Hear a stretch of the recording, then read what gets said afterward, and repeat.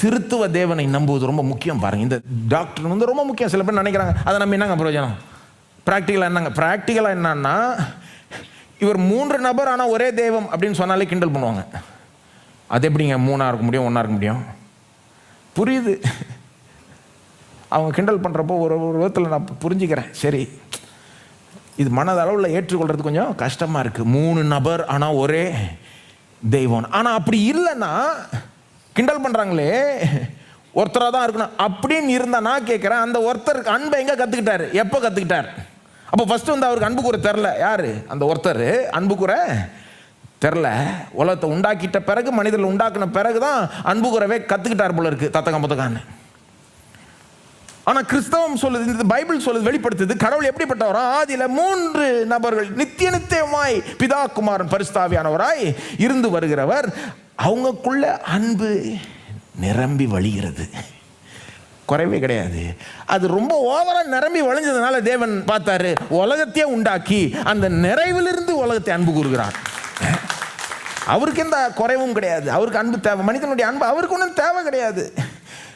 நாம் அவர் அன்பு கூறலைன்னா நாம் என்னத்தையாவது அன்பு கூர்ந்துட்டு போயிடுவோம். அதுதான் உண்மை. ஏன் கட்டளையிடுறாருன்னா, நீ உன் முழு இருதயத்தோடு, முழு ஆத்மாவோடு, முழு மனதோடு, முழு பலத்தோடு என்னை அன்பு கூறுவாயாக. ஏன் தேவன் நமக்கு கட்டளையா சொல்றாருன்னா, கூச்சப்படாம கட்டளையா சொல்றாரு. அதை ஏன்னா அவருக்கு தெரியும் நாம எப்படிப்பட்டவர்னா, யாரையாவது என்னத்தையாவது இப்படி அன்பு கூற பார்த்துருவோம். நம்மளால அப்படி செய்யாம இருக்க முடியாது. We have to love somebody with everything we've got. அதனால தான் பாருங்க, ஜாக்கிரதையாக இருக்கணும்.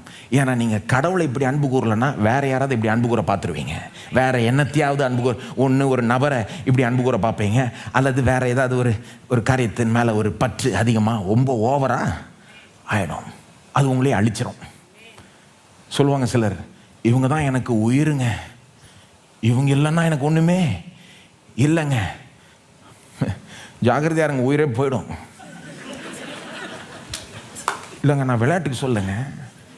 அதாவது இன்னொருத்தர், ஒரு மனிதனை உங்களுக்கு உயிராக வச்சிங்கன்னா, அவங்க இல்லைன்னா உங்களுக்கு எல்லாம் இல்லைன்ற, ஒன்றுமே இல்லைன்ற மாதிரி நீங்கள் எடுத்துக்கிட்டீங்கன்னா, நீங்கள் ரொம்ப பெரிய ஆபத்தான நிலையில் இருக்கிறீங்க. இது நல்லா போய் முடியாது இது. ஏன்னா ஒன்று அவங்களுக்கு ஏதாவது ஆகும், இல்லைன்னா அவங்க உங்கள் மேலே வச்சிருக்கிற அன்பு மாறிடும். இது ஒரு விழுந்து போன உலகம்ங்க. ஜாக்கிரதையா, யாரை நம்முடைய உயிரா வச்சிருக்கிறோன்றதை பற்றி ஜாக்கிரதையா இருக்கணுங்க. கடவுளை தவிர வேற யாராவது அந்த ஸ்தானத்தில் வச்சுட்டீங்கன்னா, வேற ஏதாவது அந்த ஸ்தானத்தில் வச்சுட்டீங்கன்னா, இது